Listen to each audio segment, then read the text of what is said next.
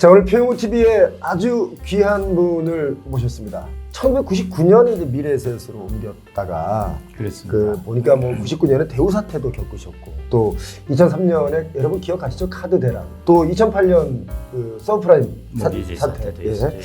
글로벌 금융위기라고 그때 그랬었는데 자, 21년에 유럽 재정위기도 겪으셨고 아주 다양한 걸 겪으셨습니다. 그리고 코로나 팬데믹도 최근에 얼마 전에 또 겪으셨고 그리고 21년에 이제 나오셨어요. 쭉 경제 상황 어려운 거 좋은 걸 다 겪어보셨거든요. 그래서 총망라해서 제가 오늘 여러분께 도움이 되고자 하는 얘기 여러분을 대신해서 질문을 드리도록 하겠습니다. 지금 저희가 조사한 내용을 보면 정말 그 60년대생 은퇴하시는 분들이 상당히 많습니다. 한 860만 거의 900만이 은퇴를 하고 있거든요. 일본처럼 초고령화 사회로 가면서 여러 가지 경제적인 측면으로 보자면 위기가 안 온다는 게 이상할이 많지 이제 노인 인구는 늘어나고 젊은 청년들의 일자리는 또 줄어가고 그렇습니다. 앞으로 어떻게 보십니까? 초고령 사회는 이제 우리나라 올해 아니면 내년쯤 들어가게 됩니다. 그게 이제 65세 이상 인구가 20%를 넘게 되는 것이거든요. 네. 근데 여러분들 이제 초고령 사회는 아주 긴 호흡으로 보셔야 됩니다. 여러분들 아마 서울에서 양양까지 가는 고속도로 타보셨으면 아실 텐데요. 불이 언제쯤 끝났나 하는데 터널이 또 계속 이어집니다. 그게 이제 일본 초고령 사회의 특징이라고 볼 수 있는데요. 일본은 지금 초고령 사회를 우리나라보다 한 20년이나 앞서서 이제 진행이 되었음에도 불구하고 아직도 일본이 고령화에서 벗어나려면요. 적어도 20년 이상 좀 시간이 아직도 남아 있습니다. 그러니까 우리나라가 지금부터 이제 초고령 사회에 들어가고 이 고령 사회라는 파고를 벗어나려면은 앞으로 적어도 한 40년은 좋게 걸린다는 소리입니다. 그래서 여러분들 초고령 사회라는 것은 이제 들어갔습니다. 그리고 고령화 그다음에 이것의 부작용은 이제부터 시작될 것이고요. 그게 부동산이라든지 다른 여러 분야에 영향을 미치는 것들이 이제부터 차츰차츰 나타날 것이고 2040년을 넘어가면은 이제 거의 절벽으로 떨어지듯이 어떤 방식으로도 제어할 수 없을 정도로 이제 급하게 진행되게 됩니다. 그래서 앞으로의 사회에서는 새로운 그런 어떤 패러다임이 형성되리라고 보아집니다. 그래서 그런 변화에 대해서 긴 호흡으로 좀 대응을 해야 되지 않을까 그렇게 생각을 하고 있습니다. 이제 그렇다 보니까 정말 많은 분들이 아파트 값이 이렇게 하락했다가 많이 치고 올라와서 이제 치고 온 것에 조금 반해서 조금 하락했다가 이게 앞으로 더 하락하나 싶었는데 23년 13 대책이 나오면서 다시 반등을 했다가 요즘 다시 저희가 보는 데이터로는 하락 국면에 또 다시 접어들었다라고 생각이 드는데 선생님은 어떻게 보십니까? 저는 데이터를 보시면 아실 겁니다. 아파트 가격 지수가요. 코로나19 때 금리를 이제 급하게 인하하면서 마치 봉우리처럼 점프했다가 다시 이제 원 상태로 돌아간 모습. 그래서 이제부터 이제 문제인데요. 네. 아파트 가격이 고점 대비해서 한 25% 정도 떨어졌는데요. 여러분들 잘 보시면은 서울 시내 각 구별로 아파트 가격 지수가 다 나와 있습니다. 그런데 거의 안 떨어진 구도 있고요. 또 한 25% 평균적으로 떨어진 구도 있습니다. 그러니까 아파트 가격이 상승할 때는 금리 요인으로 다 같이 상승을 했다가 그 다음에 떨어질 때는 차별적으로 지금 떨어진다는 것입니다. 그래서 용산구, 강남구, 서초구, 양천구 이런 곳들이 덜 떨어진 곳에 해당되고요. 도봉구, 노원구 이런 쪽은 좀 많이 떨어진 곳에 해당됩니다. 그러니까 심지어 서울에서조차 이제 가격 차별화 현상이 일어나고 있는 것이고요. 지방과 서울을 비교한다면 이 부분은 이제 더욱더 이제 가격 차별화가 일어날 것이고 그리고 이제 아파트 가격이 금방 이렇게 다시 되치고 올라갈까? 저는 이제 그렇게 보지는 않는데요. 그러면 앞으로 이제 경제 모습이 이제 장기 저성장입니다. 이창용 하는 총재께서 이야기는 이미 했었는데요. 그렇게 되면은 이제 아파트 가격 상승률도 장기적으로 봐서는 훨씬 둔화된다는 것이죠. 그래서 저는 이제 지금 아파트 가격이 다시 폭락하고 말고 이런 문제는 아닙니다. 우리나라는 지금 2000년에 우리나라 1인당 GDP가 $10,000였는데요. 지금 한 32,000달러 이 정도 왔다가 환율 때문에 이제 많이는 못 올라갔는데요. 우리나라 소득이 이렇게 많이 증가한 것은 이제 생각지 않고 지금 아파트 가격만 많이 올랐다고 그러는데요. 사실은 소득도 우리나라가 과거 20년 동안 많이 증가했습니다. 그래서 저는 그렇게 이제 버블성으로 이렇게 급락하거나 이럴 거라고는 보아지지 않고요.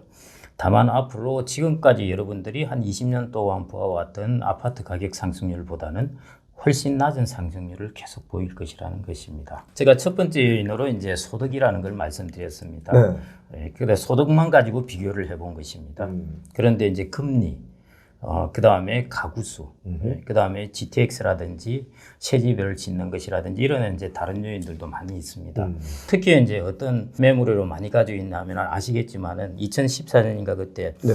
최경환 부총리께서 빚내서 집 사라는 그때 그랬죠. 예, 그때 유달리 55세에서 64세의 가계 그 대출 비중이 확 늘어났어요. 그 사람들이 노후 준비를 해서 집을 샀던 것입니다. 예. 임대해서 이제 하려고요. 예. 사고 나서 2배 이상 오른 것입니다.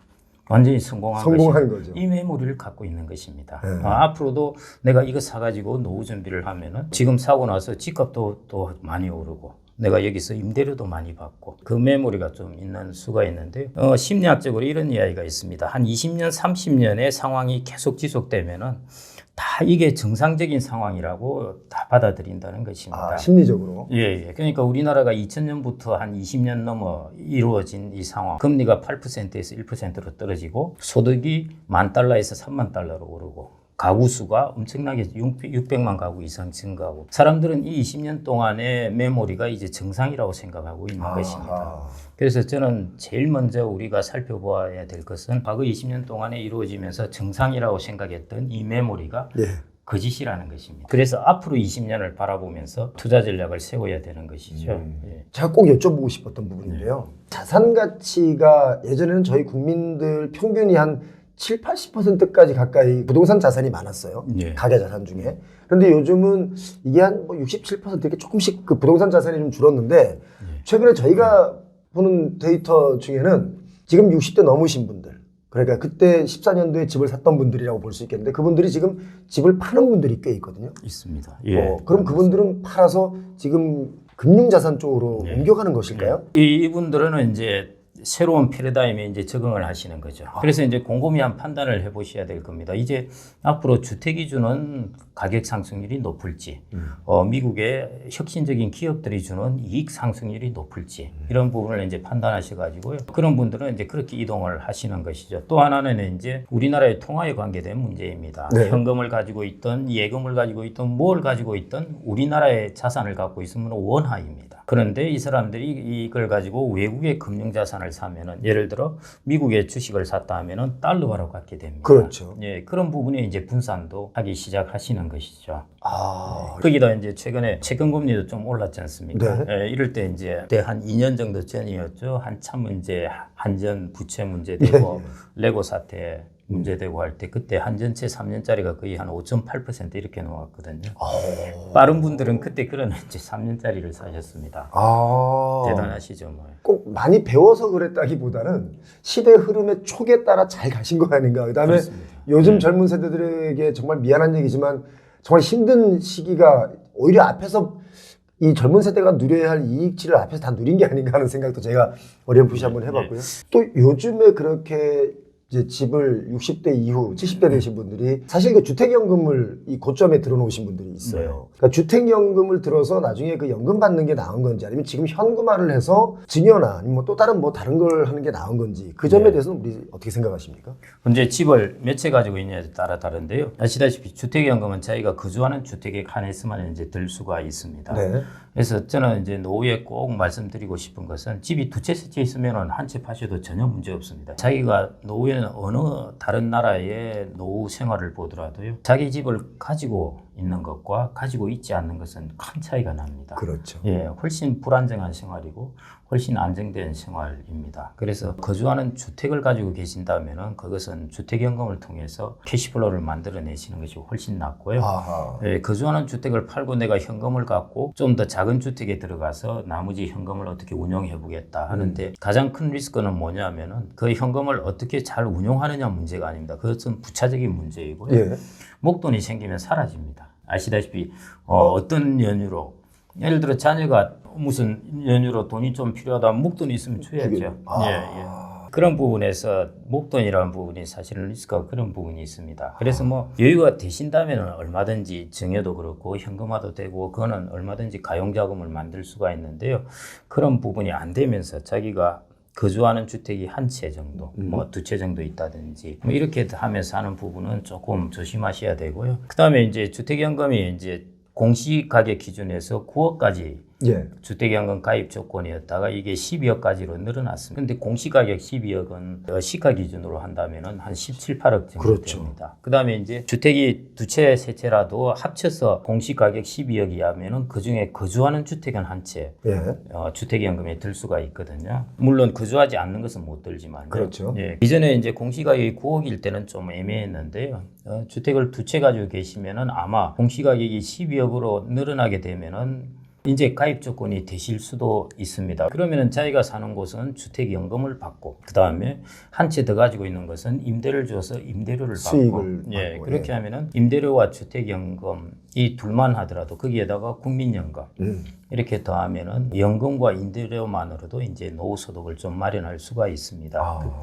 그래서 우리나라는 주택연금 제도가 조금 국가가 운영을 하다 보니까요. 예. 예, 이게 그래도 비교적 간편하고 좀 잘 되어 있는 편입니다. 그래서 이런 걸 이렇게 활용하셔도 됩니다. 아주 좋은데요, 지금 예, 말씀 들어보니까. 예, 예. 금리 인하가 되면은 사실 집을 팔려고 내놨다가도 다시 걷어들이는 게 많아서 매물 수가 줄어들어야 되는데 예. 요즘 매물 수가 점점 늘어나고 있고 호가는 안 빠지고 앞으로 우리 부동산 선생님께서 여러 가지를 좀 보신다면 어떻게 단정 지을 수 있을까요? 저희들이 현재 가격의 전망을 볼 때는 전체적인 틀이 어떻게 잘 튼튼하게 되어 있느냐 이게 좀 부정적이냐 이 부분을 보는데요. 네. 일단 저는 이제 주택시장의 이제 틀을 보려면은 첫째 가계부채라는 것. 사실은 가계부채가 우리나라는 다 주택담보대출로 연결되는 것이기 때문에 그렇죠. 이 부분이 과거 한 10년 동안 증가해왔던 것들이 이제 다 이 자금이 주택시장으로 들어가게 되었는데요. 이제는 그 속도로 늘어나기 힘듭니다. 그래서 이제 지금 주택시장으로 들어가는 돈들은 거의 다 정책 자금들입니다. 그렇죠. 청년들 이제 내 집 마련 대출이라든지 이런 쪽의 정책 자금 대출이죠. 그게 이제 첫 번째 틀이고요. 네. 그다음에 이제 두 번째 틀은 중요한 게 이제 가구 수입니다. 앞으로 20년 동안 보면은 가구 수가 통계청 기준으로는 317만 가구가 증가한다고 해놓았습니다. 그런데 그 가구 수를 연령별로 나누어 보면요, 60대 이상 가구 수가 570만 가구가 증가합니다. 예. 그 말은 다르게 이야기하면은 30대, 40대, 50대 가구 수는 마이너스 260만 가구라는 것입니다. 그러니까 우리가 전체 가구 수는 2038년까지 계속 증가한다고 해서 사람들이 야 310만 가구가 추가로 가구 수가 증가하는데 주택 수요가 얼마나 많이 되겠느냐 이런 생각을 하는데요. 한참 활발하게 주택을 수요하는 40대, 50대, 30대는 대폭 감소하게 됩니다. 70대만 보더라도 200만 가구가 이상 증가합니다. 앞으로는 우리나라 주택시장은 가구 수는 늘어나는데 철저하게 주택시장은 늙어가고 있습니다. 그렇기 때문에 저는 주택시장의 동적인 어떤 힘이 상당히 약화되리라고 보아집니다. 그 다음에 2040년을 넘어가면 이제 가구수 자체가 감소해버립니다. 10년 동안에 107만 가구가 감소해버립니다. 그 다음에 이제 잘 아시겠지만은 GTX. 예, 이제 도시계획 하는 사람들 말씀을 들어보면은 GTX가 10년 일찍 개통되어서도 우리나라 강남 집값이 많이 잡혔을 것이다. 그 이야기를 하시거든요. 반대로 잡혔을 것이다. 예. 그런데 이제 좀 늦게 이제 지금 이제 개통되기 시작했죠. 그러면은 우리가 서울 도심으로 가는 시간을 확 줄여버립니다. 그런 부분에서 이제 조금 우리가 강남 집값이나 서울 집값으로 대변되는 이런 부분에서 흐름이 조금 달라질 것 같고요. 그 다음에 이제 마지막으로 제가 문재인 정권 때 이제 이런 부분에 논쟁이 많이 벌어졌습니다. 아마 잘 아시겠지만은 주택이 부족하다. 그 다음에 정부에서는 주택이 남는다. 둘 다 맞는 말이었습니다. 정부에서 주택이 남는다 했을 때는 총주택을 가정을 했을 경우고요. 주택이 부족하다고 한 민간의 사람들은 새 집이 없다는 것이죠. 그렇죠. 쓸만한 집이 없다는 것이죠. 그래서 지금 보면은 새 집의 프리미엄이 거의 10년, 20년 된 집에 비해서 거의 2배 될 정도로 프리미엄이 많이 붙어 있습니다. 우리나라가 1기 신도시를 건설할 때 우리나라 1인당 소득이 4,000달러, 5,000달러였습니다. 그런데 지금 32,000달러이죠. 우리나라는 급속한 성장을 했기 때문에요. 그때 지어난 집들이 지금 안 맞습니다. 그 말은 지금 사람들의 소득을 가지고 보니까 그 집은 너무 불만스러운 것입니다. 그래서 좀 더 가격을 더 많이 주더라도 나는 새 집에 들어가서 살겠다는 것이죠. 그게 이제 새 집 프리미엄이죠. 그런데 예를 들어서 일기 신도시의 경우를 만약에 재건축을 한다라고 치면 그 재건축에 들어간 건축 비용이 현재 집값보다 더 들어가는 집들이 있거든요. 그렇습니다. 근데 그럼 그 돈들을 내가 저축한 돈이 있어서 감당을 해야 되는데 지금 감당되는 분들이 많지가 않거든요. 그래서 그 점은 어떻게 생각하세요? 그래서 이제 일기 신도시나 일산이나 분당에서 그걸 더 그런 집을 돈을 내가 더 내서라도 하고 싶은 분도 있고 난 안 된다. 그건 이제 섞여 있기 때문에 재건축이 안 되는 거죠. 안 돼. 그래서 이번에 정부에서 이제 주택연금에서 이 부분을 이제 좀 보완을 해주는 방법을 생각을 해보겠다 하는 것이 이제 주택금융공사에서 추가적으로 드는 비용에 대해서 대출을 해주겠다는 것이. 아, 그런 식으로. 네, 그런 식으로 이제 한번 해보겠다는 것인데요. 이게 집을 담보로 해서 집을 이제 쓰는 겁니다. 그냥. 그래서 이제 일기 신도시의 건설에서 사실은 새집이 많이 필요한데 그 중에 이제 제일 난관이 같이 모두 다 동의를 해야 되는데요. 예. 그 부분이 이제 난관이긴 한데 그럼에도 불구하고 그래도 새집 공급은 좀 이루어지지 않을까 싶고요. 이루어져야 되겠고 이루어지면 좋은 거죠. 그런데 하나 제가 진짜 궁금한 거. 네. 예를 들어서 전체 재개발을 하려면 큰 돈이 들어가지 않고 재개발이 돼야 되잖아요. 네. 그러려면 용적률을 올려주고 더 많은 주택을 짓게 해야 되는데 네. 그렇게 일기 신도시 전체를 만약에 다 용적률을 올려줘서 더 많은 주택을 지으면 네. 과연 그 수요는 인구가 줄어드는데 있을 수 있을까? 네. 그 수요뿐만 아니라 그 돈을 감당할 수 있을까? 그럼 또 다시 나라에서 빚을 내줄 테니 네. 또 그 집을 사라. 네. 이렇게 되는 게 아닌가? 예, 예. 맞습니다. 그래서 이제 나중에 추가로 이게 다시 용적률을 올릴 수는 없기 때문에요. 네. 그렇게 재건축을 한다 하더라도 일산이나 분당 모든 곳이 그래 새 집을 안 지을 겁니다. 그 중에 일부만 이제 공급될 수밖에 없기 때문에. 단계적으로. 예, 예. 그래서 그렇게 많은 초과 공급은 저는 그렇게 되지는 않을 것 같습니다. 제가 이 질문 드리는 이유가 24평. 이 아파트들이 환금성이 가장 좋습니다. 큰 집을 줄여서 뭐 자녀에게 좀 주고 부부는 좀 작은 데로 가는 게 이제 20평대고 그런데 20평대로 가는 가구 수가 더 늘어나는 게 이제 독립하는 자녀들의 1인 가구 독립이 있고 또 부부 이 부분이 제가 이제 좀 웃겨서 부부들이 졸혼을 하거나 이혼을 하면서 우리 둘이 살다가 갈라지면 이제 두 가구로 갈라쓰잖아요. 그래서 가구 수가 더 필요하다. 네. 그래서 25평의 아파트가 이제 국민평형이 된다. 네. 저희가 주장하는 얘기도 없고요. 그건 뭐 저도 그 부분에 대해서는 이제 많은 관심을 갖고 있는데 그게 이제 1인 가구 수의 이제 가구원 숫자 문제입니다. 저는 이제 이렇게 보고 있는데요. 지금까지는 청년들 중심으로 해서 1인 가구가 증가했습니다. 그런데 앞으로는 청년들이 아니라 이제 노년들 중심으로 해서 1인 가구가 증가하게 되고요. 노년들 중에서도 이제 조금 더 시간이 지나면은 이제 여성 중심으로 1인 가구가 형성됩니다. 지배 가구가 이제 여성 혼자 사는 1인 가구가 많아지게 됩니다. 여성 왜냐하면 이제 남성들은 빨리 사망을 하고 그러기 때문에요. 여성들이 이제 혼자 있으면서 있기 때문에 이제 그게 이제 앞으로 우리나라에서 일본도 그렇고 이제 사회적인 문제가 되는데요. 그래서 방금 말씀하신 거하고 관련돼 있는데 과연 우리나라의 주택 패션이 어디로 갈까가 저도 궁금합니다. 뭐냐 하면요. 고령자의 1인 가구가 많아집니다. 네. 고령자의 1인 가구가 많아진다는 뜻은 고령자들이 앞으로 우리나라는 아파트를 비효율적으로 사용할 가능성이 크다는 것입니다. 왜냐하면 자기가 살던 40평대 혼자 그대로 남아있는 것이거든요. 그렇죠. 그러면은 혼자서 40평대를 쓴다? 그러면은 이 부분이 이제 문제가 대두되는데요. 예. 과연 이게 어떻게 해결될까? 저도 이게 사실은 궁금합니다. 그래서 예. 저는 이제 이런 이야기를 했는데요. 일본은 빈집이 문제라면은 우리나라는 빈방이 문제다. 이런 이야기를 하는데요. 예. 빈방의 문제, 공간의 효율성 문제, 그게 앞으로 우리나라 주택 시장의 이슈가 아닐까 싶습니다. 그냥 단언적으로 말씀하자면 앞으로 뭐 향후 한 10년, 5년 뭐 이럴 때는 우리나라 집값이 어떻게 될까요? 올라간다, 뭐 또 떨어진다, 아니면 뭐 보합이다, 뭐 이런 거 있지 않습니까? 예, 저는 그건 정말 모르고요. 그걸 알면 얼마나 좋겠습니까? 신이지, 신. 예. 네, 다만 제가 코로나19 때부터 계속 말씀드린 게 저는 1년 단위로 말씀을 드렸어요. 왜냐하면 그 이유는 잘은 모르겠다 아직. 그래서 예를 들어 코로나 끝나고 나서 적어도 1년 동안은 살 필요 없다. 그 다음 1년도 또 보니까 적어도 1년 동안은 살 필요 없다. 근데 지금도 그거는 아직도 마찬가지입니다. 살 필요 없다. 아직도 1년 동안은 살 필요가 없다는 것입니다. 우리나라 아직 아시다시피 이제 해결돼야 될 문제들이 부동산 시장에 있지 않습니까? 이제 가계 부채도 우리나라처럼 GDP에 대비해서 이렇게 높은 가계 부채 비율을 가진 나라가 없습니다. 예, 1인가 2인가 뭐 그 정도 세계 됩니다. 1위입니다. 예. 그다음에 이제 중국이 사실은 가계 부채 증가 속도가 거의 우리나라하고 비슷하게 신나게 올라왔다가 저렇게 버블을 두드려 맞고 있지 않습니까? 예. 그래서 아시아권이나 다른 나라도 마찬가지지만요. 가계부채 증가는 반드시 주택담보대출로 연결됩니다. 그래서 이제 그런 부분 지금 급속하게 증가해 왔다는 것은 돈의 파이프라인이 그쪽으로 한 6, 7년 동안 왕창 몰려 있었다는 것이거든요. 그렇죠. 그런데 지금은 이제 그게 지속될 수가 없습니다.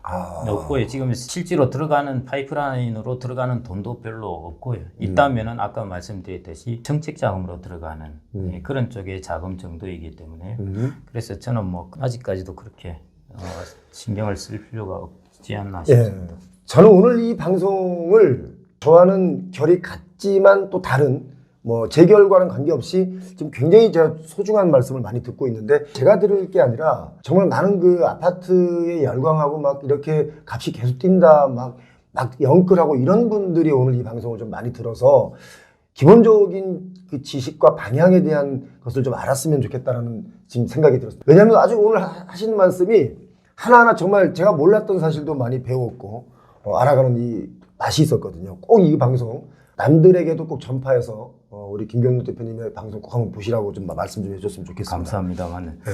두렵기도 합니다. 이게 전망이라는 게 이게 항상 저도 뭐 언제 틀릴지 모릅니다, 사실은. 세상의 변화가 어떤 곳에서 갑자기 올 수도 있긴 한데, 그런데 이제 비유를 들자면 이런 것이죠. 이전에 이제 목욕탕이나 이런 곳이나 가마솥에 불을 할 때 보면 장작을 이제 계속 넣지 않습니까? 과거에 여러분들이 한 10년 동안 있었던 것은 장작을 계속 누가 넣었습니다. 그래서 불이 이제 피했던 것이죠. 앞으로는 이제 있던 장작을 하나씩 빼내는 시기입니다. 그게 저는 전체 주택이나 부동산 시장의 어떤 환경이라고 보시면 그런 식으로 비유를 할 수가 있겠습니다. 야, 좋은 비유 같은데 불씨 하나씩 빼는 거잖아요. 예, 장작을 하나씩 빼는 것이죠. 그게 이제 가구수 줄어들고 가구수 늙어가고 가계부채 늘어나고 있고 늘어나서 이제 추가적인 증가가 쉽지 않은 상황이고 뭐 이런 것. 그리고 아까 말씀하신 것 중에 중국 부동산 얘기를 잠깐 하셨는데 여러분 이거는 우리가 꼭 알고 넘어가야 되는 것 중에 하나가 이거 제 생각인데요. 중국의 관광객들이 한국에 지금 많이 와요. 제주도에 가면 거의 지금 막 길거리 다니면 거의 중국어만 들릴 정도로 그 노형동이나 이런 데 가면 그런 관광객들이 많이 오는데 중요한 게 뭐냐면 예전에 유커들은 오면 돈을 정말 물수도 쓰고 갔거든요. 공항의 면세점에서 뭘 하나만 사는 게 아니고 박스로 사서 갔단 말이에요. 근데 지금은 그들이 돈을 쓰질 못합니다. 왜냐하면 부동산이 우리 흔한 말로 중국 부동산이 지금 작살이 났습니다. 부동산도 그렇고 주식시장도 그렇고 자산시장이 다 완전히 붕괴 수준까지 가고 있는데 우리도 그러지 말라는 법이 없다. 우리 대표님 책을 이렇게 보면서 이게 이 제목인데요. 읽어보니까 이 말이 좀 무서웠어요. 사실 저는 60년대생, 그러니까 1인당 GDP가 79달러일 때 우리 그런 후진국에서 태어나서 그분들은 지금 3만 달러 시대까지 와서 살고 계시단 말이죠. 돈도 벌어보고 저축도 해보고 부동산 불패 시대에 살아서 자산도 이루어내신 분들인데 이분들이 이제 은퇴를 하면 그분들 은퇴 쓰나미 그리고 고령화가 밀려오는 거에 사회적 파장은 어떻게 될까요? 이건 정말 좀 제가 한 수 제대로 배우고 싶었습니다. 사회적 파장은 뭐 클 수밖에 없고요. 제가 60년대생 이야기를 이제 쓰게 된 것은 우리나라 제가 초고령 사회가 올해나 내년 정도 이제 접어들게 되는데요. 그러면 60년대생을 대충 한번 계산을 해보십시오. 지금 한 63세 이때부터 한 49세 사이 정도에 지금 있는 것입니다. 초고령 사회에 접어드는 데 있어서 65세 이상이 이제 그 비중이니까요. 보면은 딱 이제 초고령 사회 노인 인구 바로 직전에 다 10년 동안 구성되어 있습니다. 그 말은 뭐냐면은 앞으로 초고령 사회의 가장 선두에 서는 주역이라는 것입니다. 나이를 많아서 선두가 아니라요. 초고령 사회가 시작되는 데 있어서 가장 다이내믹하고 그리고 소득도 많고 자산도 많고 그런 계층으로서 60년대생이 이제 자리 잡게 됩니다. 그래서 여러분들이 이제 노후 빈곤율 이런 이야기를 많이 들으시면서 야, 우리나라 노인들은 정말 살기가 어렵구나 이렇게 생각을 하시는데요. 물론 지금 80대, 90대는 사실은 당연히 그렇습니다. 저는 90대 지금 이런 분들을 보면은 살아계신 것만으로도 저는 그분들의 역할을 다 했다고 보는데요. 그 살아계신 것이라는 것은 우리 한국동란이라든지 이런 시기에 사실은 얼마나 어려운 시기를 그 시기를 생존해서 살아있으면서 이 사회를 유지하게 한 것만 해도 이분들의 역할은 저는 되었다고 보고 있습니다. 그래서 이분들에게는 당연히 우리가 스포트를 해야 되는 것입니다. 그런데 이분들의 삶을 보고 우리나라의 고령사의 삶이 이런 모습이라고 보시면 안 된다는 것입니다. 앞으로 우리나라 고령사의 모습은 60년대 60년대생들이 이끌어갈 모습이 되게 될 것이고요. 그래서 60년대생들은 학력 수준도 좀 더 높아져 있고 예. 숫자도 860만 명에 이르는 숫자이고요. 예. 그다음에 세대 간에 약간 양극화가 되어 있긴 하지만은요. 전체적으로 한 세대를 본다면은 60년대생은 다른 세대보다는 부를 많이 쌓은 세대입니다. 예. 그래서 이런 이제 특징들을 갖고 있고 그다음에 IT도 경험을 했고 네. 다양한 것들을 경험을 했습니다. 60년대생은 우리나라가 세계적으로도 독특한 연령층입니다. 뭐냐면요. 어느 선진국을 살펴보더라도 후진국에 태어나서 중진국의 고도 성장을 겪고 선진국에서 퇴직하는 자기의 삶에서 후진국, 중진국, 선진국을 동시에 다 겪은 세대는 아무도 없습니다. 아하, 전 세계적으로. 60년대생은 가난하게도 살아보았고 신나게도 살아보았고 풍족하게도 살아보았고. 그러네. 문감방에 사는 서러움을 이기려고 내 집 마련했는데 내 집 마련해서 또 부동산이 막 불패해서 막 올라가니까 또 넓은 평수의 아파트를 사기도 하고. 그래서 이 사람들이 이제 앞으로 초고령 사회의 주역이 된다는 것입니다. 그래서 지금 여러분들이 보시는 고령 사회 모습하고는 다르게 진행될 거고요. 그래서 여러분들이 고령 사회나 초고령 사회 앞으로의 10년, 20년 모습을 상상을 해보시고 혹은 비즈니스를 하시면서 뭘 해야 될까를 고민하실 때면은 이 60년대생들을 파악을 해보셔야 된다는 것입니다. 그런 의미에서 제가 이제 이 책을 좀 쓰게 되었습니다. 아, 그렇군요. 점점 더 진짜 고령화 사회가 되는데 그 고령화들은 이제는 우리가 보던 90대 이런 어르신들과는 차이가 있는 액티비티한 고령화일 맞습니다. 것이다. 예, 액티브 시니어입니다. 당연히 인구는 항공모함처럼 천천히 움직입니다. 보트처럼 확확 움직인 게 아니고요. 천천히 움직여 갑니다. 당장 90대, 80대 분이 사라지고 하는 것은 아니지만요. 사회의 저변의 변화는 이제 점차 변화가 일어나고요. 이 엔진, 구동력에 해당되는 부분이 이제 60년대생이 이 자리를 자꾸 이제 차지하게 될 것이라는 겁니다. 저는 이 책에서 가장 사실 그 앞에 아는 어떤 내용보다도 이 글귀가 많이 들었습니다. 무엇을 준비하고 어떻게 살아남을 것인가 라는 여기 질문이 있어요. 이 질문 때문에 제가 캐치를 했는데 어떻게 하면 될까요? 어떤 방법이 있을까요? 제 이제 주변에 60년대생들을 보면은 정말 천양지차입니다. 예. 어떤 분들은 진짜 이제 우리 속된 말로 촌놈으로 태어나가지고요. 어릴 때 고무신만 신고 다니다가 떼돈을 벌어가지고 돈이 엄청 많은.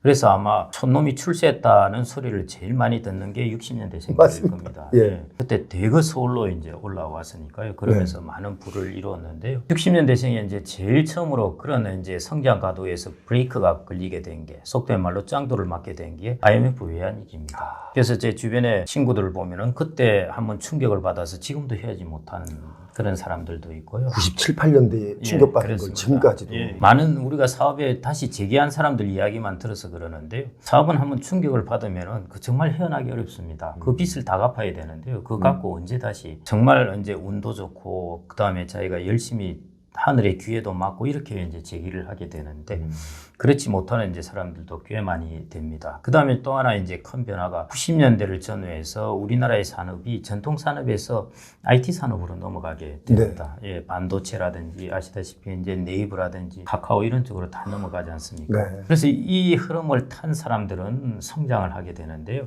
이 흐름을 타지 못한 그런 거에 따라서 이제 양극화가 일어나게 되었습니다. 그래서 60년대생이 제가 보면은 그 중에 이제 저소득층은 그래도 그런 삶을 살아왔고 또 국가의 이제 보조가 있는데요. 가장 위험한 층이 뭐냐면은 중간층에 있다가 빈곤층으로 전락하는 경우입니다. 이런 경우에는 적응도 하기 어렵고 그다음에 이게 충격도 많이 받게 되고 그럴 가능성도 농후한 것입니다. 예를 들어 이제 괜찮은 직장에 계속 다니고 있었고 그다음에 자기의 지식도 괜찮고 했는데요. 갑작스럽게 나이 한 40대 후반 이 정도에 퇴직을 해버린 것입니다. 자, 그때가 아시다시피 자녀들에게 교육비가 제일 많이 들어갈 때입니다. 그렇죠. 그런데 자녀 교육비를 안 쓸 수가 있습니까? 그러니까 축적해 놓은 자산을 거기 다 넣는 것입니다. 10년 지나고 나서 어떻게 될 것이란 거죠. 그 다음에 60대부터 시작해서 나머지 30년을 어떻게 보낼 것인가 하는 캄캄하지 않습니까? 예, 국민연금이라는 게 좀 있긴 합니다만은 전적으로 충당하기는 상당히 어려운 부분이고요. 이제 그런 부분의 이제 사태입니다. 그래서 제가 보니까 가장 이제 중요한 부분은 결국 노동시장입니다. 내가 어떤 노동시장에서 얼마 동안 있고 했는 이 부분이 노후를 결정하는 부분에 있어서 제일 중요한 것 같고요. 일본에서도 보면은 내가 어떻게 하다가 갑자기 이렇게 어렵게 되었을까? 이런 사람들이 꽤 있습니다. 이상하다. 난 열심히 일도 하고 근데 왜 나는 별 문제도 없었는데 그런 것들이 이제 주로 뭐 때문이냐면은 부모님이나 친지를 간호하다가 일자리를 오래 떠나버린 겁니다. 병간호가 끝나고 세상을 떠나시고 자기가 일자리로 돌아오니까 그때 나이가 들어서 일자리가 없는 겁니다. 그러니까 이때부터 이제 최저 생활비를 가지고 이제 살아가게 되는 것이거든요. 네. 그래서 보면은 우리나라는 이제 두 가지 큰 요소가 작용하는데요. 첫 번째는 노동시장에 얼마나 오래 있느냐 네, 하는 것이고, 그 다음에 자녀에 대한 지출이 어느 정도인가 하는 이 두 가지가 우리나라의 노후를 상당 부분 결정하는 것 같습니다. 그렇다면 노동시장에 얼마나 오래 있느냐, 머무르느냐라는 말씀은 은퇴 시기를 점점 늦춰야 된다, 최대한? 정확합니다. 직장을 다니면 어느 날 그 회사가 어려워지거나 하면 막 명예퇴직도 하고 그럴 경우는 또 어떻게 해요? 그래서 저희들도 설문조사를 해보면요, 대부분은 자기의 자의적인 퇴직은 아닙니다. 거의 절반 이상이 비자발적에 해당되거든요. 예. 그래서 이제 그런 부분들이 사람들은 나는 그런 일이 없을 거라고 생각되는데요. 의외로 평균적인 법칙을 봤습니다. 예를 들어 비자발적으로 퇴직한 사람이 절반이면은 자기도 거기 속할 확률이 절반이라는 것입니다. 그렇죠. 그런데 많은 사람들은 나는 아닐 거라고 생각을 하거든요. 그다음에 55세 전후가 일반적으로 퇴직 연령이라고 생각하면은 많은 사람들은 자기는 60세라고 생각을 해요. 다른 사람은 55세라도 나는 60세다 하는데, 근데 대부분 평균에 속합니다. 제가 보니까 그렇더라고요. 나는 더 몇 년 더 늦을 거야 했는데 평균하고 비슷하게 가더라고요. 그분은 그럼 앞으로 남은 인생을 또 어떻게 살아가야 되느냐. 이렇게 이런 것을 안고 있는 분들이 생각보다 많다. 우리나라의 지금 60년대 생이 직면한 문제이기도 하고요. 우리나라의 앞으로의 이제 고령사회가 닥치면서 우리나라에 많은 사람들이 직면하게 될 환경인데요. 뭐냐 하면은 우리나라는 보통 요즘 나오는 이야기가 1년 동안의 노동시간이 되게 길다고 그럽니다. OECD에서 탑이라고. 야, 1년 동안 무슨 일을 이렇게 많이 하느냐. 그래서 주당 노동시간을 제한을 하죠. 줄여라. 예, 그렇게 하는데요. 그래서 우리는 엄청 일을 많이 하고 있는 걸로 생각을 하고 있습니다. 그런데 1년 동안의 노동시간이 아니라요, 평생에 걸쳐 일을 하는 노동기간을 한번 계산을 해보자는 것이죠. 그렇게 보면은 우리나라 같은 경우에는 아까 말씀하셨듯이 퇴직 연령이 빠른 편입니다. 일본이 지금 정년퇴직이 70세 정도이고요. 유럽 사회가 한 65세, 70세 사이 정도입니다. 그런데 우리나라는 이제 60세이니까요. 다른 나라에 비해서 최소한은 이제 5년 정도 짧은 편이고, 영국이나 미국 같은 데는 아예 정년이라는 것이 없습니다. 회사에서 자르고 싶으면 자르고 그러긴 하는데요. 또 능력 있으면 또 오랫동안 할 수 있고. 그렇습니다. 그래서 미국의 이제 중앙은행 페드라고 그러죠. 중앙은행에 있는 연구하는 사람들은 자기가 60, 70이 되더라도요, 자기가 은퇴하고 싶을 때 은퇴하면 되는 것입니다. 자기가 일하고 싶으면 그냥 일을 하는 거예요.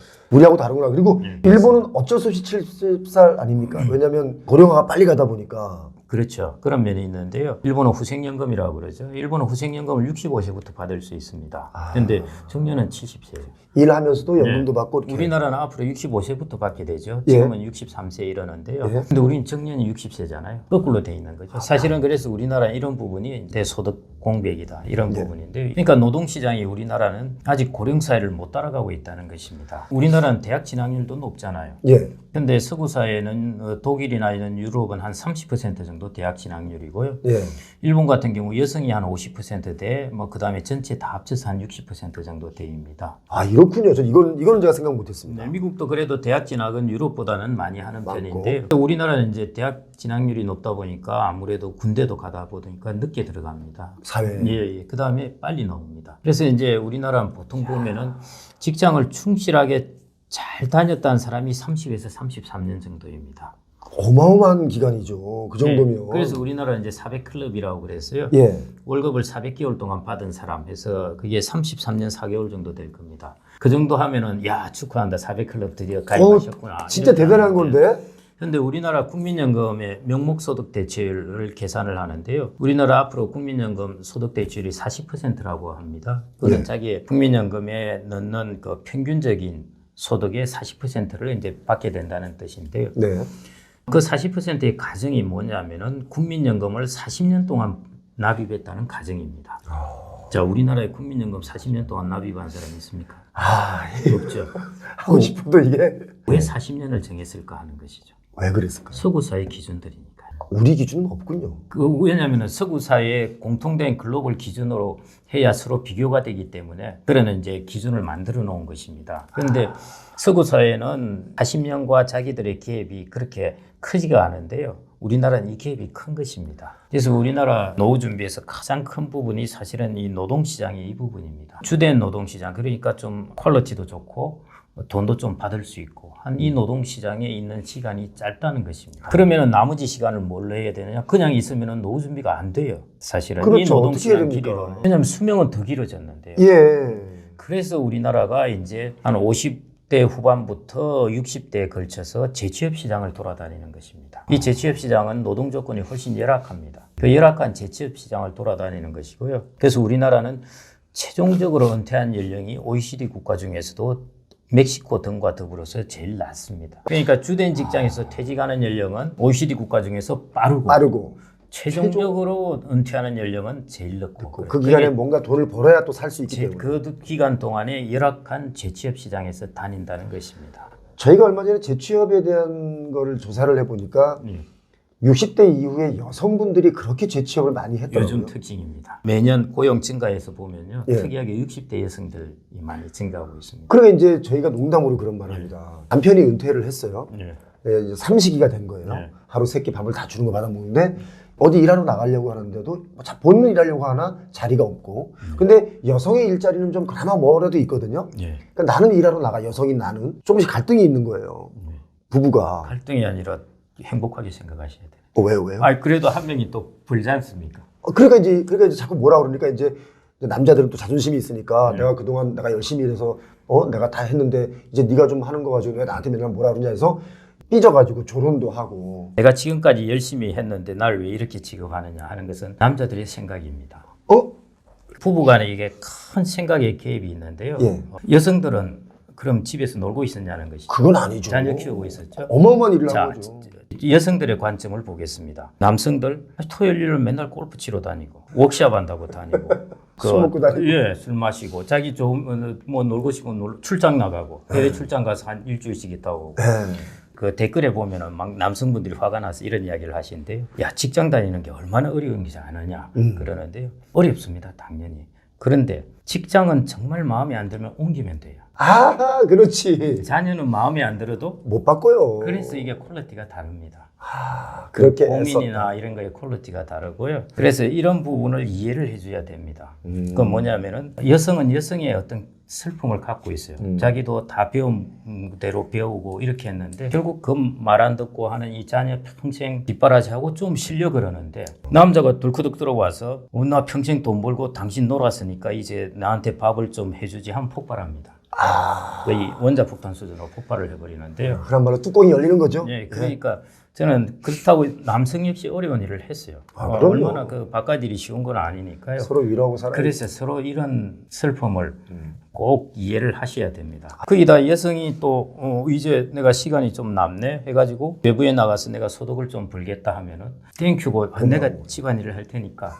그래서 좀 왜냐하면요. 예. 남성은 주로 제조업 시대에 일을 했습니다. 그러니까 제조업이라는 것은 이제 힘을 쓰고 이런 것이잖아요. 근데 우리나라 사회가 어떻게 변해갔습니까? 서비스업이 자꾸 많아집니다. 네. 제조업이 일자리가 없어요. 근데 서비스업은 일자리가 계속 생겨나는 것입니다. 그러니까 여성들이 이제 60대에도 일손이 모자라고 특히 이제 이거는 가지는 않습니다만은 지금 앞으로 일손이 어마어마하게 부족할 것이요. 한국은행도 그 리포트를 냈지만은 요양이나 이런 부분입니다. 케어 이 부분은 일자리가 절대적으로 부족해요. 근데 남성들이 거기 가면은 별로 안 좋아해요. 아유, 그럼요. 쓸데가 그러니까. 없죠. 이 요양원에서 남자들은 쓸데가 없는 거예요, 사실은. 물론 힘쓰는 것에서는 좀 우월하긴 하지만요. 그렇지. 그래도 여러 가지 손길이나 이런 케어하는 여성이 훨씬 더. 섬세함이 훨씬 차이가 나죠. 그래서 서비스라는 것은 그런 섬세함입니다. 그런 면에서 이제 여성들이 훨씬 비교 우위가 있기 때문에요. 그래서 최근에 이제 60대 여성들의 고용률이 이제 자꾸 높아지고 재취업률도 있습니다. 올라가고. 예. 자, 우리 대표님께서 아무래도 이런 뭐 여러 가지 자산을 만든다거나 불린다거나 아니면 뭐 여러 가지 이런 부분에 대해서는 다른 일반적인 사람들보다는 훨씬 더 초고수이기 때문에 제가 단도직입적으로 물어보면 어떻게 해야 뭘 준비하면 될까요? 딱 이것만 좀 준비해라 이런 게 있다면. 그런 답은 없고요. 죄송합니다만은 제가 우문이었습니다. 우문. 아닙니다. 저도 궁금해요. 저도 궁금하기 때문에 네. 저도 사실은 그런 게 없을까. 물론 이제 이론적으로는 있습니다. 이론적으로는 있는데요. 사람들이 그래 잘 안 해서 그러는데 세계 모든 지수를 하나로 된 지수를 사면 되기는 하는데요. 그거는 뭐 이론적일 따름이고요. 답은 없고 저는 다만 무엇을 해야 되겠다. 제가 아까 이제 패러다임의 변화 이야기를 말씀드렸는데요. 네. 그 중에 이제 제일 중요한 것을 하나만 좀 말씀을 드려보겠습니다. 제가 이제 가끔씩 이런 질문을 하는데요. 예금이나 현금이 가장 안전할까 하는 것입니다. 예금이나 예, 현금이나. 제가 이제 강의 가서 어떤 자산이 가장 안전하다고 생각하느냐 이렇게 질문을 하면요. 두 가지 답이 나옵니다. 현금, 금. 일단 금은 이야기가 기니까 조금 차치하고요. 현금을 이제 예를 들어봅니다. 베네수엘라가 2000년 후반부터 해가지고 이제 살인적인 인플레이션을 겪게 되는데요. 그때 베네수엘라의 인플레이션율을 보면은 10억 원의 현금이 100만 원의 가치가 되는 때입니다. 현금은 인플레이션에 가장 취약해요. 그래서 우리나라가 앞으로 인플레이션이 베네수엘라나 아르헨티나처럼 오지는 당연히 않겠지만은 지금처럼 법정화폐 지폐를 뿌리는 사회에서는 항상 인플레이션이 있기 마련입니다. 그래서 현금이나 예금은 거기에 가장 취약합니다. 또 하나 현금이나 예금은 어디에 취약하냐면요. 멕시코에서 이제 그런 사태를 겪고 우리나라도 똑같이 겪었습니다. 1995년에 1월 달에 꼭두새벽부터 멕시코 사람들이 이제 이렇게 부르짖는데요. 내 돈 어디 갔나라고 부르짖습니다. 왜냐? 멕시코 페소화가 급락을 한 것입니다. 페소화로 예금을 넣어놓고 다 자기 돈이라고 생각을 했는데 달러 대비해서 가치가 절반도 안 되게 떨어져 버린 것입니다. 내 돈 어디 갔냐로 되는 것이죠. 내가 미국으로부터 수입하는 물건을 사려니까 구매력이 반밖에 안 되는 것입니다. 그래서 이 두 가지 리스크가 제일 큰 것입니다. 예금과 현금이 안전하다고 생각하는데 그것은 국내로 보는 것이고요. 물가나 그 다음에 환율, 통화의 가치로 볼 때는 그 리스크가 반드시 있다는 것입니다. 그래서 여러분들은 내 자산의 가치의 안전성을 볼 때 국내로 한정돼서 보시지 말고요. 글로벌로 한정해서 영역을 넓혀서 보셔야 됩니다. 그렇게 보면은 어떻게 여러분들이 하셔야 되냐면은 글로벌로 가장 우량한 자산을 선택을 해야 되고요. 그 다음에 통화도 글로벌로 우량한 통화를 여러분들이 꽤 상당 부분 갖고 있으셔야 됩니다. 정답! 예. 달러 말씀하시는 겁니까? 예, 그렇죠. 예. 제가 이제 여러분들 상당 부분이 이제 국내 자산, 그다음에 집도 국내 이렇게 다 가지고 있는데요. 이걸 이제 통화도 조금 분산을 하시고, 제가 통화를 분산하라고 말씀드리는 이유는 앞으로 인구 구조 문제, 인구 문제 때문입니다. 인구 문제가 이렇게 되게 되면은 2040년을 넘어가면은 우리나라의 국가 부채가 급속도로 늘어나게 됩니다. 그럼 국가 부채가 늘어나게 되면은 국가가 거기에 대한 튼튼한 체력을 갖고 있지 않으면은 이제 통화가 흔들리게 됩니다. 이렇게 한번 생각을 해보겠습니다. 자, 여러분들이 아프리카에 가가지고 달러, 유로화, 엔화, 위안화, 원화 이렇게 내놓으면은 아프리카 사람이 어떤 순서로 받겠느냐 하는 것입니다. 달러 먼저 받죠. 예, 그렇죠. 원화는 몇 번째 받겠어요? 제일 마지막이죠. 그렇죠. 그런데 우리나라 사람들은 원화를 다 가진다는 것이죠. 그거는 내가 이 나라에 있다는 일종의 어떤 바이어스입니다.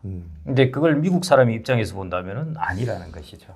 그래서 글로벌 입장에서 여러분들의 자산을 좀 구성하시라고 말씀드리고 싶고요. 저는 그게 이제 여러분들 자녀도 그렇고 여러분들도 그렇고 이제 자산 배분도 글로벌한 관점에서 이제 보셔야 되는 것. 그게 저는 제일 첫 번째로 좀 글로벌에 눈을 떠야 된다. 예. 저는 자산의 서식지를 글로벌로 이제 옮기라고 말씀을 드리는데요. 그러니까 한정돼 있지 마라 우리나라에. 그렇습니다. 예. 그러면 여기서 하나 그냥 제가 진짜 의문을 하나 던지면 달러는 어떻게 은행 가서 바꿔서 집에 갖고 있습니까? 어떻게 하면 달러를 이제 살 수 있는 방, 그거는 현금으로 가지고 있는 거는 어리석은 일이고요. 아까 제가 현금의 이제 리스크를 말씀드렸지 않습니까? 이자가 없습니다. 그렇죠. 보관 비용만 많이 들고요. 그래서 우리는 모든 그런 기회 비용을 가지면 안 되고요. 뭔가 캐시플로우를 주는 자산을 가지고 있어야 되죠. 그래서 하다못해 달러 예금을 가지셔도 되고, 예, 그 다음에는 달러 채권을 가지셔도 되고, 달러 주식을 가지셔도 됩니다. 그 다음에 달러 부동산을 가지셔도 되고요. 그러니까 예를 들어 우리가 미국 주식을 사면서 우리가 가진 통화를 원화로 바꿉니다. 바꿔가지고 그 달러를 가지고 미국 주식을 사는 것이거든요. 그렇죠. 예, 그리고 그래서 그냥 그대로 내버려 두면은 나는 달러를 갖고 미국 주식을 갖고 이렇게 두 개를 갖게 됩니다. 그렇게 해서 그냥 달러 보유가 자연스럽게 이루어집니다. 예. 그 우리나라도 이제 너무 원화 하지 말라 이 말씀. 기축통화라는 것이 얼마나 무서운가 하는 것이라면요. 이제 선진국을 한번 보십시오. 유럽은 유로화죠. 그네들 다른 통화 막 쓰다가 이제 안 되겠다 해서 유로화로 통일해버린 것입니다. 그다음에 영국 파운드화 쓰고 있죠. 일본 엔화 쓰고 있죠. 그다음 미국 달러화 쓰고 있습니다. 네. 그 정도이고 이제 대국이라고 할 수 있는 이제 중국은 위안화를 쓰고 있고요. 예. 자, 그다음에 이제 제가 이거는 이제 그래서 선진국들은 다 보통 기축통화이구나 이런 이제 생각을 할 수 있고요. 그다음에 한번 보시죠. 제가 여기에 이제 문제를 내겠는데 이 공통점이 뭐냐 하는 것입니다. 예. 캐나다 통화하고요. 예. 그다음에 호주 통화. 예. 그다음에 싱가포르. 그다음에 홍콩, 이 대만하고 이렇게 다 들어가. 여기에 통화에 공통적으로 들어가는 게 무슨 단어이겠습니까? 달러. 우리가 그렇죠. 예. 자, 이들은 대만 통화인데 대만 달러잖아요. 예. 그다음 호주 달러, 캐나다 달러, 심지어 그렇거든요. 예. 달러에 거의 패가다시피 이제 해가지고 움직이고 가고 있습니다. 자, 이런 나라들조차도 자기의 통화의 가치를 위해서 달러라는 이름을 쓰고 있다는 것입니다. 근데 우리나라는 대단하죠. 저는 이거 보면 참 대단한 나라입니다. 달자도 안 들어가면서 원화를 가지고도 이렇게 나라를 계속 성장을 시킨 나라. 대단한 거죠. 대단한 나라이죠, 사실은. 근데 앞으로가 이제 문제라는 것입니다. 사실은 앞으로 우리나라가 인구라든지 이런 면에서 이제 도전을 받게 될 때 과연 통화가 잘 견뎌낼 수 있을까 하는 부분이고요. 그래서 그런 부분 때문에 제가 여러분들 이제 우리나라의 국가가 잘 돼야 되는 것은 우리가 노력해야 될 일이고요. 예. 또 하나 내 자산을 또 이제 관리하는 것은 또 다른 문제이니까 내 자산은 그렇게 좀 글로벌하게 통화와 자산을 다 분산하는 것. 그리고 저희 보스에게 배운 가장 귀가 따갑도록 들은 이야기가 예. 우량한 자산입니다. 자산의 퀄리티. 좋은 퀄리티를 가진 자산을 가지지 허접한 그런 자산 절대 가지지 말라는 것입니다. 우량한 자산의 장점은 뭐냐면은 꺼져도 다시 올라옵니다. 그런데 불량한 자산, 좀 여유에 있는 자산은 90% 떨어지고 그대로 그냥 가버릴 수가 있는 것입니다. 그래서 절대 자산에 있어서도 최우량한 자산을 가져야 된다는 것. 부동산도 아시겠지만은 마찬가지인 것이고요. 우리나라 기준으로 최우량 자산을 찾지 마시고 글로벌 기준으로 최우량 자산을 찾아서 노후에 가지고 계시는 것이, 노후에는 무엇보다 중요한 것이 우량한 자산이어야 됩니다. 그래서 저는 그걸 꼭 좀 말씀드리고 싶습니다. 오늘 제가 대표님 뵙고 몇 가지를 진짜 아주 깊이 제가 지금 배웠습니다. 기왕에 가질 자산이라면 우량한 걸 가져라. 그리고 국내에 머물러 있는 시선을 버리고 글로벌로 가라. 예. 시선 자체가. 예. 지금 알고는 계신데 아직은 행동이 안 옮겨진 단계입니다. 이제 이거 어느 정도는 알고 계세요. 예. 근데 젊은 애들은 행동이 옮겨졌어요. 그렇죠. 근데 50대는 행동이 안 옮겨졌습니다. 다 이렇게 어느 나라가 제일 튼튼할까요? 미국 대답을 하는데 자산 어디에 두셨어요? 다 한국. 이러거든요. 그래서 이제 이런 부분을 이제 점차 조금 실천에 옮기셔야 될 때가 아닌가 싶습니다.